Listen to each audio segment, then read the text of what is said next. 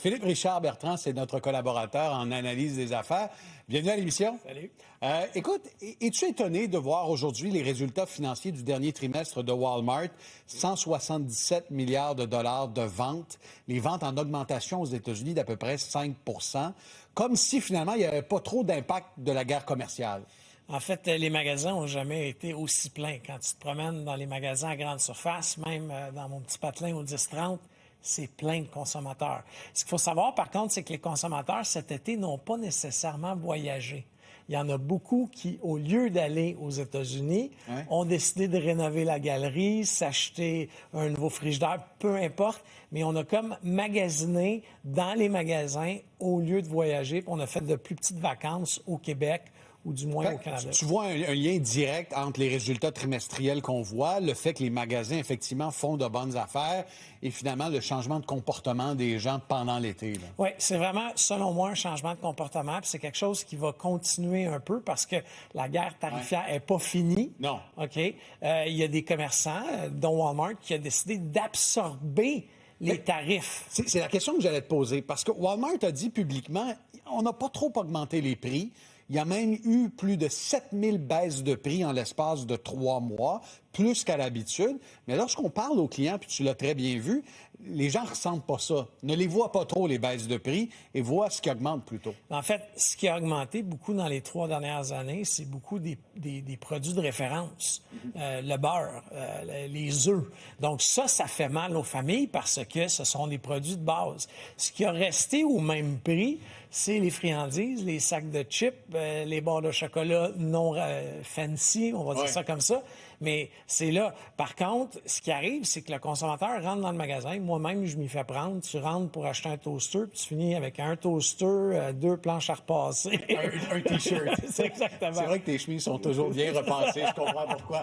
Parlons du commerce en ligne. Dans les chiffres d'aujourd'hui, Walmart indique une croissance des ventes en ligne de 25 Par contre, regardons ensemble les parts de marché. Selon un rapport de Bank of America récemment, Amazon demeure le leader incontesté du commerce en ligne avec 42 des parts de marché, seulement 9 pour Walmart. As-tu l'impression qu'un jour, Walmart pourrait aspirer à concurrencer directement Amazon sur le terrain du web? En fait, le plus petit joueur, c'est 2 géants, il faut s'entendre, mais le plus petit joueur dans le commerce électronique, qui est Walmart, a beaucoup plus de place. C'est gagner 2, 3 4 5 de part de marché. C'est beaucoup plus accessible à Walmart qu'à Amazon. Il ne faut pas oublier avec Walmart, la beauté, c'est que tu achètes un item en ligne, tu ne l'aimes pas, tu peux le retourner en magasin.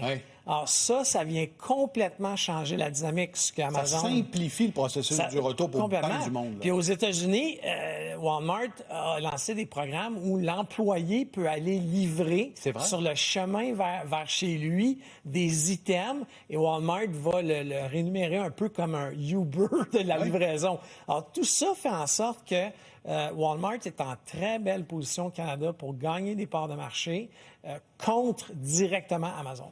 Et c'est intéressant parce que c'est seulement qu'au dernier trimestre qu'on a atteint la rentabilité chez Walmart dans le commerce en ligne. Donc, on voit que c'est vraiment un segment en croissance. Parlons de Winners, parce que la maison mère TJX a aussi dévoilé, c'est la semaine des résultats pour les grands magasins.